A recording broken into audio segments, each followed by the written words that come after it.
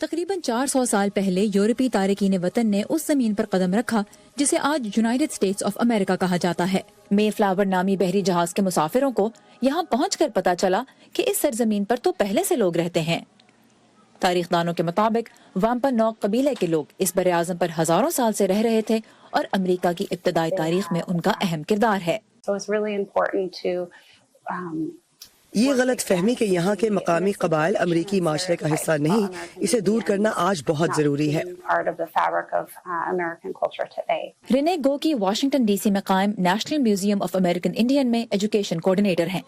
وہ کہتی ہیں کہ وامپانوک قبیلے نے ایک جامع زرعی اور سیاسی نظام پہلے سے قائم کر رکھا تھا۔ مقامی قبائل نے عوامی نمائندوں پر مشتمل حکومت قائم کر رکھی تھی۔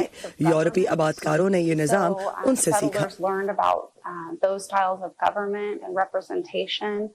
تاریخ دانوں کے مطابق امریکی سرزمین پر آمد کا پہلا سال یورپی آبادکاروں کے لیے بہت مشکل تھا۔ انہیں موسم اور زمین کی ساخت کا اندازہ نہیں تھا، اور جب وہ پہنچے تو فصلیں بونے کا موسم بھی گزر چکا تھا۔ بہت سے لوگ سردی اور بھوک کے باعث ہلاک ہو گئے۔ وامپانوک قبیلے نے ان کے ساتھ امن معاہدہ طے کیا اور انہیں زراعت، دفاع اور ہتھیاروں میں مدد دی۔ وامپانوک قبیلے نے اس وقت کے انگریز گورنر کا ساتھ دیا اور جنگ کی صورت میں ایک دوسرے کا دفاع کرنے کا معاہدہ کیا گیا۔ اس معاہدے کے ایک سال بعد آبادکاروں اور تارکین وطن نے اپنی پہلی فصل کی کٹائی پر خوشی منائی۔ وامپانوک قبیلے نے بھی اس میں حصہ لیا اور اپنے روایتی کھانے لے کر آئے۔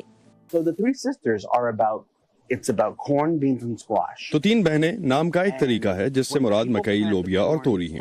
پہلے مکئی کاشت کی جاتی ہے، پھر لوبیا۔ چونکہ لوبیا میں نائٹروجن زیادہ ہوتی ہے تو یہ ایک طرح سے کھاد کا کام بھی کرتا ہے۔ مکئی کا پودا بڑھتا ہے اور لوبیا اس کے گرد چڑھنا شروع ہو جاتا ہے، تو پھر توری کے بیج بو دیے جاتے ہیں۔ تین بہنوں کا طریقہ کئی مقامی قبائل میں کاشتکاری کا بنیادی طریقہ رہا ہے۔ Freddie بٹری national museum of American Indian میں شیف ہیں۔ آج کی امریکی خوراک میں مقامی قبائل کے اہم کردار کے بارے میں نئی نسل کو سکھانے کے لیے انہوں نے ایک خاص سلاد تیار کی ہے۔ اس سے سال کے اس حصے کے بارے میں بہت سی اہم باتوں کا پتہ چلتا ہے۔ سب سے اہم تو زندہ رہنے کی کوشش ہی ہے۔ میرے خیال میں تینوں بہنوں کا طریقہ یہی ظاہر کرتا ہے۔ یورپی آبادکاروں اور امریکی قبائل کے درمیان اس پہلی دعوت کے 250 سال بعد صدر ابراہم لنکن نے تھینکس گیونگ کو سالانہ چھٹی بنانے کا اعلان کیا تاکہ امریکی خانہ جنگی کے زخم بھرنے میں کچھ مدد ملے۔ کرسٹینا کائسیڈو سمتھ کے ساتھ سارا زمان، وائس آف امریکہ۔